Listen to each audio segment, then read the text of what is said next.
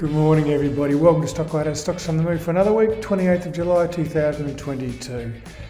Patience, mettle and triumph, three words I want to talk to you a little bit about. Firstly, patience, the definition is the capacity to accept or tolerate delay, problems or suffering without becoming annoyed or anxious. Second word, mettle, M-E-T-T-L-E, a person's ability to cope well with difficulties with spirit and resilience. These are two good qualities we need to achieve to get to that poised level. We need to be able to trade with markets where they're up, down, all around, keeping that perspective. And they're two qualities, patience and mettle, will help. The result is triumph. Triumph, joy and satisfaction resulting from a success or victory. Not only is this a trading success, it is a personal success. So it's all linked in, how you trade, how you feel, all sort of things. So just be a little bit aware of that. The trading side is important, but there's also a big link to how we feel and how we behave. Hi, my name is Richard Lee. Educate yourself to success with Stockradar's step-by-step guide to combining a systematic, price-based model with our unique trend intensity rating system. And this is all controlled with a money management strategy to keep you trading safe. It's not that hard. Go to Stockradar's free About section and learn all about how we work and what we can do to help you. Or take a free trial. There's a trading centre with live trading examples. We run portfolios, provide a newsletter and also stock alerts. There's also a great source of newsletters and articles in the Stockradar Chronicle section as well. So there you go. So let's get straight into the markets today. Firstly, I'm talking about momentum today, mastering momentum and understanding a very, very simple technique, how you can use it. And it's a bit of a step back process. I always like to step back for perspective, try to keep myself patient and poised. So we'll talk a bit about momentum. The acceleration of markets is what we're always interested in, what we really want to focus on. So I'll discuss that a bit later on. There's our background. We're going to go through the overseas markets now. So firstly, let's have a look at the Dow Jones. It's having a bit of a rally last few weeks, looking okay. Not a hell of a lot of volume here. This is still weak, below the average, below the trend line. So at this stage, a bounce in the downtrend. Nasdaq, pretty similar really. It's come back, found a bit of support at S1, vague support, nothing to hang your hat really on. But the volume here really hasn't been that much on the upside as yet. So we're still in a downward seller-controlled market at the moment. It may be starting to bottom. We don't know it yet. We certainly don't have any evidence to tell us yet at this stage on our basis. Okay, Nasdaq copper. Still easing down. It's had a couple of good weeks, but really hasn't been able to mount much of a rally there. So it's really still stuck in a downtrend, and the risk is on the downside there. Gold, once again, holds that level of support just. It's not really rallying at the moment. It's just hanging on there. We can see this big volume we pointed to down here of the selling here. Not a lot of buying has appeared really as yet, so still in a negative state there. And Brent crude, once again, it hangs on to that little support at S1 for us. We've got the moving average around here, we've got this support, we've also got the downtrend line sort of appearing up here. All this area here is pretty vital to this uptrend, and it is hanging on at the moment pretty damn well. So who knows if we're going to see a rally back to R1, we may well do, and through. But for the moment, this is a very, very solid area around this $100 area holding up Brent crude. Okay, so that's really that. I now want to go through the ASX 200, and firstly, what I've got for you today is a little table. So I'll just talk a bit about my stock picks and my portfolio. The stock pick portfolio is actually up 2 to 20 this week. We've got two new stocks, which puts up to 18 stocks of 162 stocks covered, and there's still only two ETFs of 21 covered, and the two ETFs are Bear and BBOZ, which are bearish ones. Okay, so that's it there. So we just go through the portfolios here. You can see the Stockradar portfolio, 2 of 18. Up to 18 of 162 stocks, which is 11% equities, 89% cash. ETFs flat at 2 of 21. Conservative portfolio is flat at 3 stocks. The universe is 20 stocks, which puts it in equities, 15%, 85% cash. The Energizer 5 stock is now full. We've had a couple of new entries recently. That's full at 5 stocks. The data universe I draw that from is 100, so we were 100% equities and 0% cash in the 5 stock portfolio. The 10 stock portfolio is still quite bullish, but not quite full. It's flat at 7 stocks out of 10, and this is drawn from a universe of 100 stocks. So we can have a maximum of 10 stocks there, and we've got 7. So that's how that looks. The top sectors, utilities and energy still, that's really what's been happening for quite a while. So that's how the portfolios look. 5 stocks full again, interesting stuff. Okay, let's have a look at the ASX 200 itself. We've had a pretty good rally here, and we've had a fairly large fall here since August last year, so we really haven't mounted anything challenging yet. This area here at R1, the average is probably going to provide a bit of a wall. The momentum index is negative still, so really at this stage all you can really say is this is a bit of a rally in a downtrend at the moment. So that's the ASX 200. Okay, now for stocks, we went through quite a few stocks last week, not so many this week, but I just want to point to a few things that were going on. The consumer staples area seems to be reasonably providing some sort of defensive approach, which it does in these sorts of times. Coles itself, which is the one I want to have a look at, it is an interesting situation because it had a really big uptrend here when it first listed. It came back and has been in a sideways pattern for a while. The trend intensity is now +1. Got a little bit of support coming through here, maybe. If we look at the volume here, I've got a couple of big spikes here. We can just push that up. We can actually see that we have got a reasonable amount of volume appearing on this rally here into this resistance. We haven't got through yet. The MACD is not telling us an awful lot, apart from being a bit positive, but I'm going to have a look at that a bit more later on in the trading tactics section. But for the moment, Coles is testing this area, and we're watching this very carefully. The key thing will be price. To break this. Volume, moving average, we've got all sorts of things, but the price is what we really need. So at the moment, we're poised and ready for a break there. Even a couple of other stocks, Endeavour's had broken out, doing okay. Even Metcash, Wow's holding up, and even Wesfarmers had a bit of a bounce. And we've had one new stock come into here, a big stock that's come into the Stockradar stock pick, so probably will come in this week. It's a very interesting one. So you have to go to Stockradar to see that. But at the moment, this consumer staples sector is providing a bit of support here. So Coles is banging on that door pretty hard. Okay, the next stocks I want to have a look at is Technology One. We know the tech sector's been going crazy, but really we're just looking at a rally and a downtrend. A lot of those stocks have been so wiped out, and to have a rally is quite a relief, but that's all part of a bottoming process, not the start of a huge leg up, so don't get too excited just yet. Technology One has had a crunch down when the index, especially when the Nasdaq fell quite sharply, but it's actually held up pretty well considering as far as compared to what a lot of the other stocks have come off to. It's now been rotating between this $11.60 level and $10 level. So we can see down here the selling has been quite avid, but not too bad here. But we've also started to see some buying up here, and also more recently on this rally some buying. So it is chopping around, trying to provide a base to kick off through. This area here is interesting. We've got resistance here, we've got the moving average here, which is starting to turn up, and I quite like this support here. It seems to have been rejected. It just can't seem to get on its bike and create a rally yet. So I'm watching and waiting this one. Trend intensity rating is 0, so that's a neutral area. So that's easy for that to kick that into positive territory. So it's interesting. This is still neutral MACD, a bit of volume here, so almost but not quite. So we'll just wait and see what happens with Technology One. I looked at Nanosonics last week. I said we follow this one through a bit just so as you can see exactly what I'm doing. We know we've got this long-term support here for Nanosonics, and we have been seeing the stock rally for a bit. Now, a real rally or not, well, you know what I'm looking at. I'm very conservative, so I'm going to wait for this price action to develop because we can get quite excited when we get a rally like this onto good volume, which we've seen. Markets have pullbacks all the time.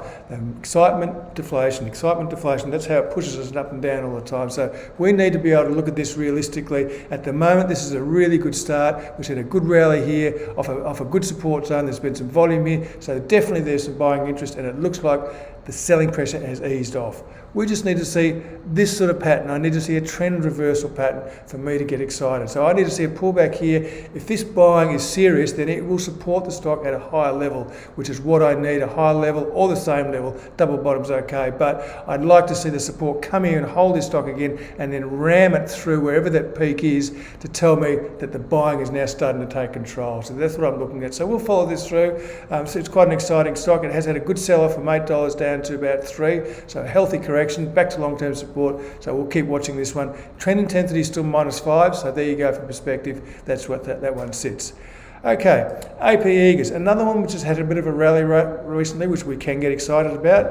But again, I'm going to put it in perspective for you because I am very conservative, and this is how we look at it. So we know that the control from the buyers went to the sellers back here pretty quickly. So we can see who's dominating by higher highs and higher lows, and lower highs and lower lows. So the sellers are still dominating here. We've still got lower lows. We don't have a higher high yet, but we've seen again a bit like Nanosonics. We've seen some good volume here. The selling pressure's eased. It's come up to around the average, so we're in this interesting zone here where what I want to see is a pullback to a higher low and then a rally further. So you can buy it here, but the risk is much higher. The odds aren't in your favour.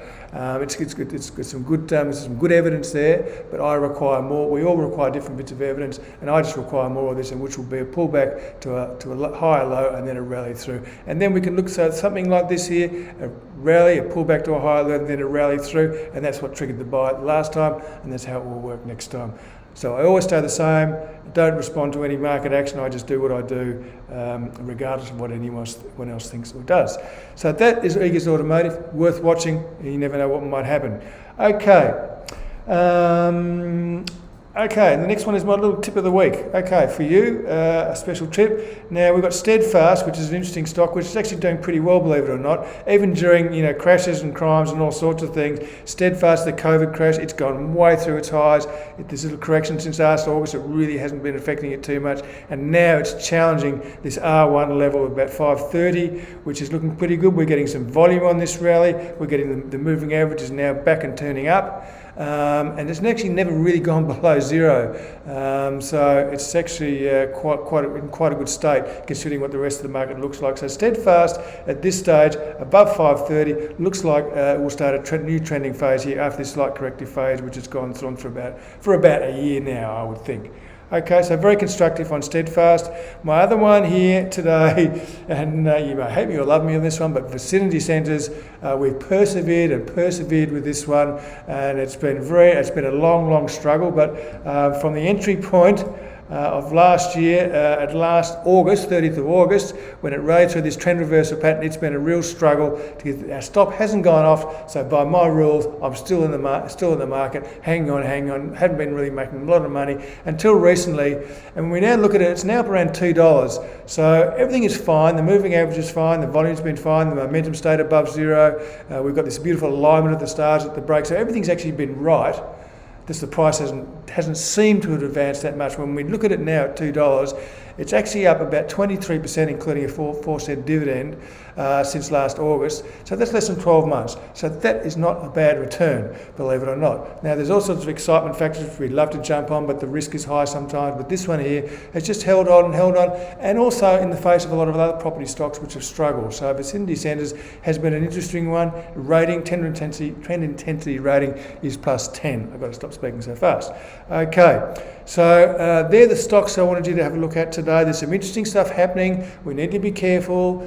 Don't get too excited with rallies. Make sure you follow your trade plan and look at those rules that you're going to use. Okay, so now we're going to go to a little bit about momentum. Momentum is can be very misread and misconstrued, and I often find it actually is a very good thing for perspective. But I often find I use the MACD, which has two lines and a histogram, and I think some people look at it too close. Like anything, we get too involved and too close to anything. That's why I use weekly and why I step back. So what do I do with the MACD? Simply, if the index is above zero, the MACD lines are above zero, the pressure is positive. If it's below, it's negative. Remember, the momentum index is an acceleration thing, so this can come down and the market can still be going up but at a slower pace. So we don't mind that as long as it's still going up. So until it actually goes below zero, I'm not that concerned. So if I look at Aristocrat here, it's fairly simple here. We've got an entry point back here, and the MACD finally went above zero. Both lines went above zero just after confirming it. So that was fine. We've gone right through here, and this has all been positive. Even this has been positive. It's positive pressure. At this stage here, the acceleration is certainly slowing. Okay, now I am an analysis in person and a money management out. So whenever price goes against me enough, I always get out. So the MACD is useful, but here my stop loss has taken me out probably a bit beforehand, just below here.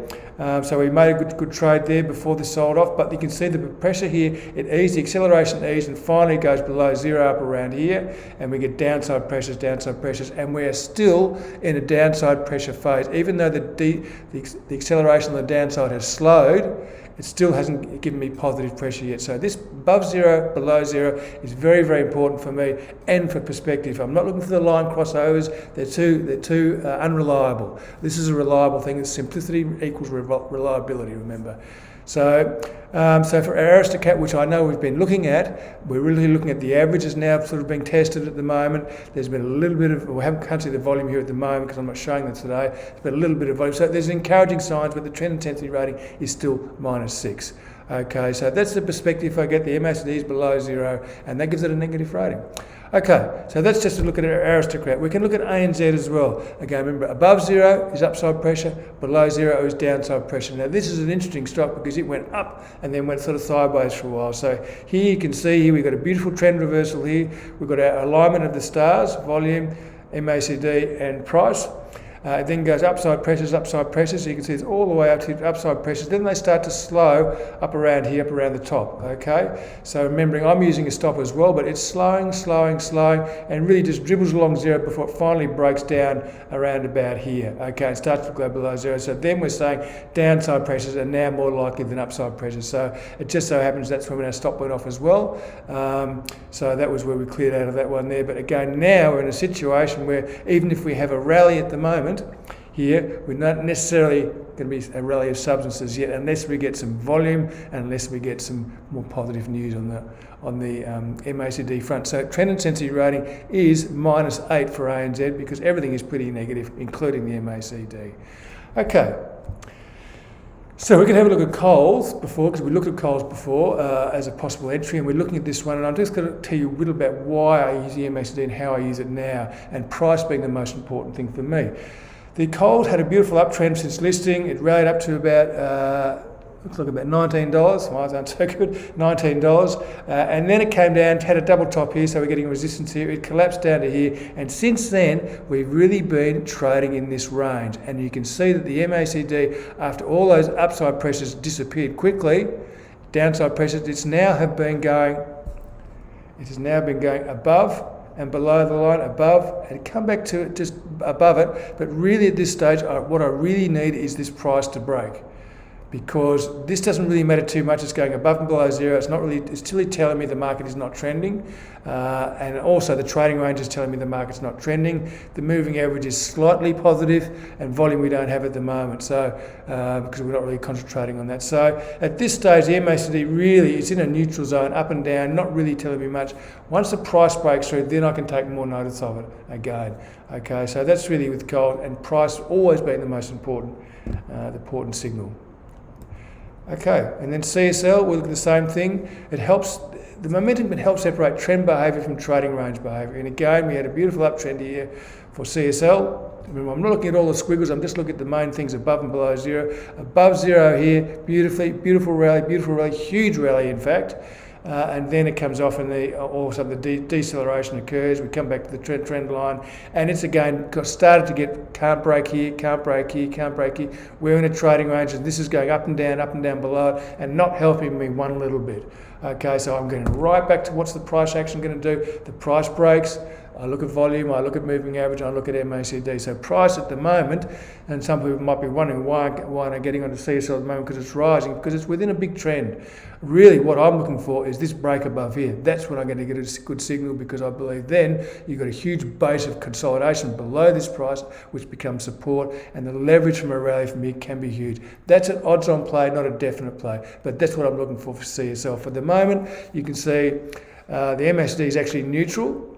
The volume has actually been heavy activity, which is a good sign as the price has gone up a little bit. Trend intensity rating is still -2. It's just above the average, so we still don't have that positive sign yet, and we won't until we get a break above R1. So that's how CSL. So I'm really looking at, those two stocks, Coles and CSL, which are in trading ranges. You can see the MACD above and below 0, and things like Aristocrat and ANZ are much clearer pictures as they've been uptrending, sideways and downtrending. So that gives you a bit of a clue of how I use the MACD. It's usually the last indicator I use. It's usually last to confirm a trend reversal, and it's also useful in defining whether we're in a trading range or not. So that's how I'm using momentum. So I hope you found that useful. It's just a really simple back step in momentum as to how we really want to look at it. And it's really just a confirming indicator, measuring acceleration and deceleration of a market, and not necessarily where it's going or how far it's going. All right, okay, so that's all I've really got for you today. Getting perspective and trend orientation is always a challenge, but a simple and focused use of the MACD momentum indicator can provide a different perspective and a grounding assessment of trending or non-trending status, okay? But you can't look at it too closely. All the elements of trend intensity I use are based on different measures to provide a rounded income and a compelling case that targets key trending qualities. So I'm just trying to always look at moving those odds in my favour. Our natural human excitement, though, often gets ahead of itself. So look out when you're looking at stocks like Nanosonics or APEs. It's all very exciting, but they will pull back and they will have a rally, and it will tell us more about where the trend is going to occur, because at the moment there's no real uptrend on those things. There's a little spike higher. It could just be a relief rally or anything. So as I said, our natural human excitement though often gets ahead of itself. That's why patience is so important, and I mentioned that at the start. Patience. There is no hurry, especially now. The market is still fragile. Okay. So stay safe, watch your trends, heed your stops, and I'll see you all next week. Thanks very much.